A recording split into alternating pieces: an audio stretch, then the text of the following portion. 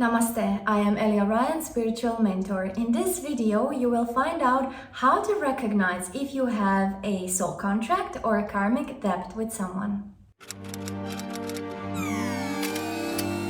On this YouTube channel, I already shared some information about my own soul contract with 12 energy beings, my 12 Orion guides, but also with my father in this physical incarnation. So I'm gonna put up a link in case you wanna see it or you haven't seen yet about fulfillment of this soul contract between us.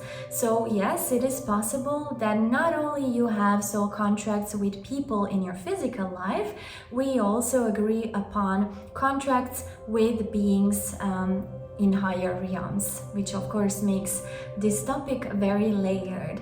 So contracts with our parents are so sacred and they are always for our highest good. So please know, even if you have no relationship with your parents, please know that you agreed upon that for accelerating your growth. Some people need support. Some people need this very safe environment to grow, and some people are choosing these pivotal situations and co-creations with their parents so they can truly be transformed in those sort of relationship and choose what is the highest optimal timeline, which they wouldn't if parents were acting different. So understand that those kind of relationships are so sacred, and soul agreements with our parents are hard but easy to make, because of course they know on a soul level that they're gonna help us a lot. So that is why it's necessary always to heal the relationship with the parents.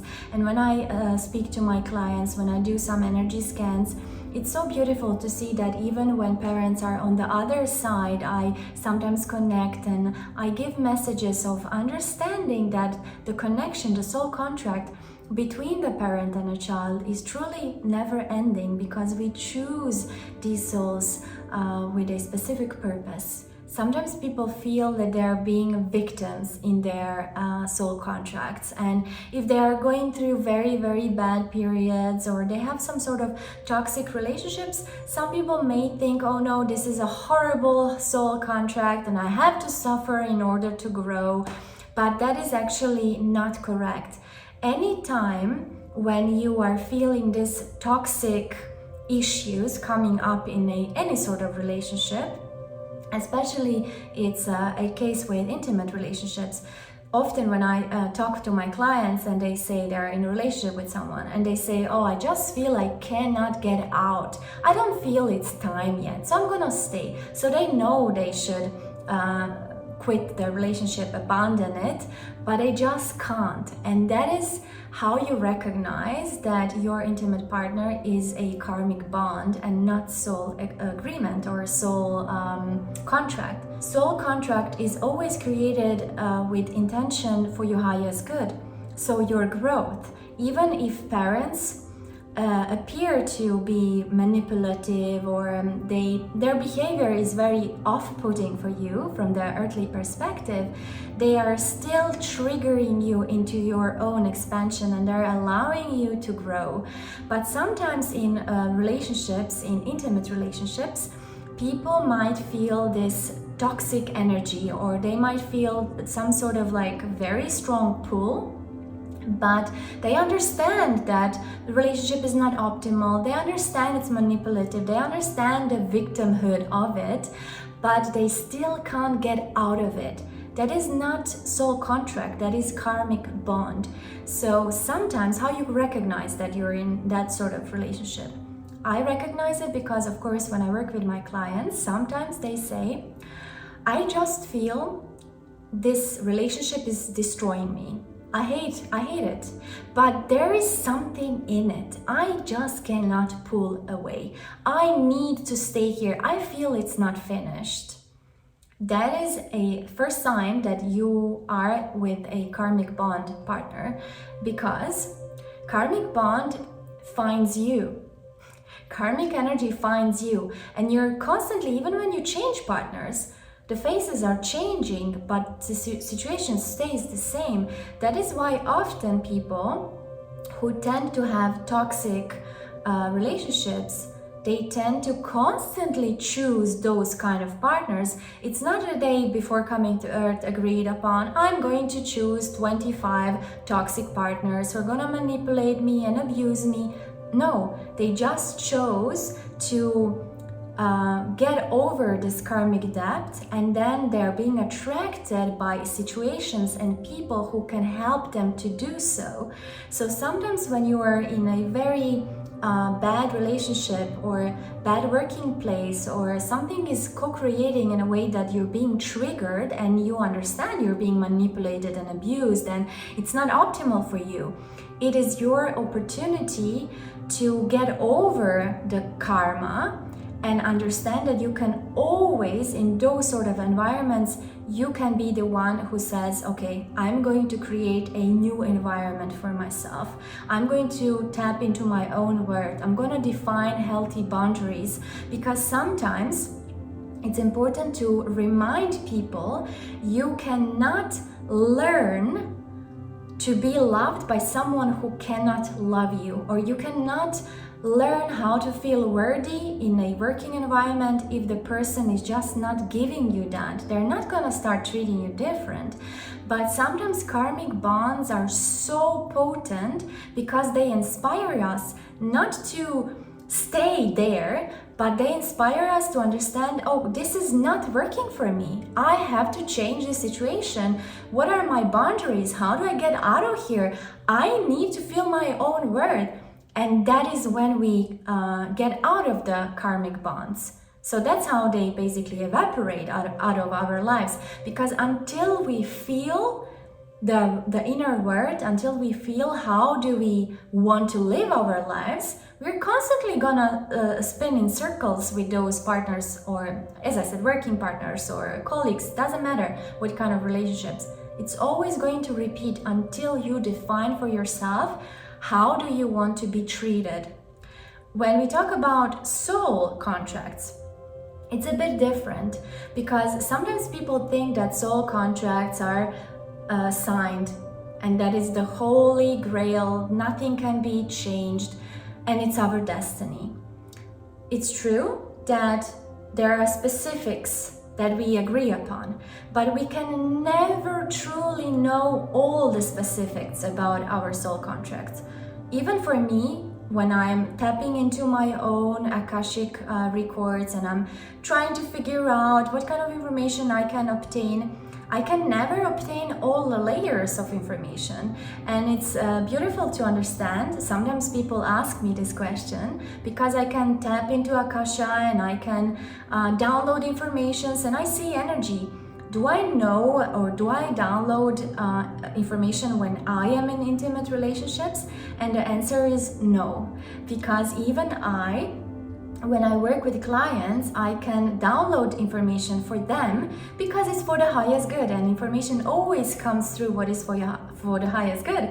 But it is not for my highest good to understand that, for example, a specific relationship is going to be different in 2 years' time, or that maybe I have to learn in a painful way some sort of lessons with a friend or a colleague, because otherwise I would avoid it and I would not get those lessons.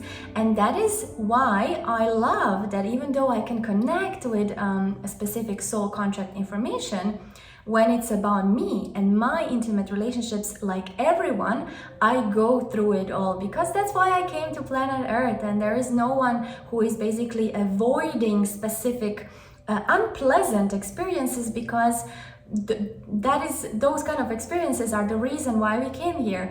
And many clairvoyants cannot tap into information about their family or their intimate partners because that takes away from their own growth. So be mindful that soul contracts, there is so many different layers, and we can never fully understand if we did fulfill or if we failed. And sometimes people think, oh, it must be that I have this amazing soul contract where I unlock my gifts, or I am going to find my twin flame and I'm gonna change the world and I'm gonna create with this person or that person, I'm gonna get this job. Like, we all sometimes jump into this understanding or this illusion of understanding that we can understand it all, but it's not possible and it's not necessary.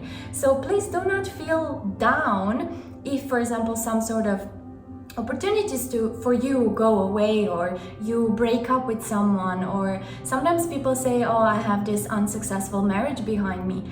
And I'm thinking sometimes from earthly perspective, unsuccessful marriage can be successfully fulfilled soul contract, because that's what I started to talk about, but then I drifted away. Soul contracts are not something that's signed and it's forever there, but how you can recognize, for example, that you have a soul contract in a relationship or in a workplace. When you feel that you do not resonate with a situation or with a person anymore, that means that the soul contract is finished. With karmic bond, you constantly feel the pull. You feel the pull to stay. Even when you're abused, you feel the pull to stay, because the karmic bond constantly keeps you in the cycle until you do better. With soul contracts, it's different. When you drift away, when you don't resonate anymore with jobs, with people, with positions, then it's just you recognizing that soul contract is done. Sometimes we do get the mission done and we do get downloads, we get our lessons, and there is nothing for us left. So that is the moment when you can understand, oh, this is not for me anymore. It served me well. It was beautiful to be here in this workplace, or it was nice to be with you 5, 6, 10 years. But now I feel there is something else. So that is how you can basically live easier with this understanding that there is no failed soul contracts, because we can sometimes fulfill them very superficially or in a deeper way, but we can never truly know all the layers, because of course there is soul contracts with different people, with different situations, with different experiences, or we want to experience different things. But we come to planet Earth and we have beautiful circumstances which are shaping us, and the people who are co-creating with us, also their character, their personality is influencing if we are going to truly fulfill it in a deeper way or not.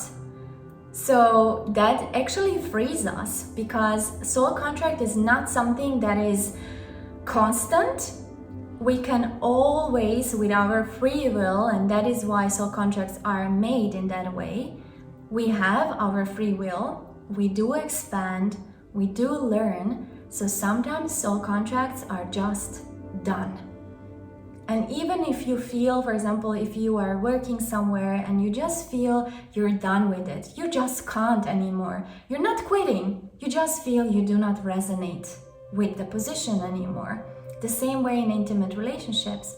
So that is how you can basically free yourself from this prison of understanding, oh, there must be one thing why I came to planet Earth, and if I don't achieve that, I'm gonna keep repeating experiences and keep coming to Earth. No, you can do it all. How do you recognize that you have a karmic bond with someone? Those kind of relationships do not inspire you to grow, to expand your consciousness. They're just trying to keep you in this shell of yourself, because you have to understand the only way how we get out of the karmic bond, the only way how we become better, is not to change the situation or wait it out till they change and they love us and they accept us. It's actually redefining your healthy boundaries and understanding your own worth, and then deciding how you want to be treated, how you want to be loved, what kind of life do you want. And then the karmic bond, boop, and you don't need it anymore, and you never again find yourself in those kind of situations. So I do hope that this video helped you in a way. Please support my work. You can like this video, subscribe. It always helps a lot to grow, so I can attract even more people who are searching to expand their consciousness. I'm going to catch you in the next video. Until we meet again, Namaste.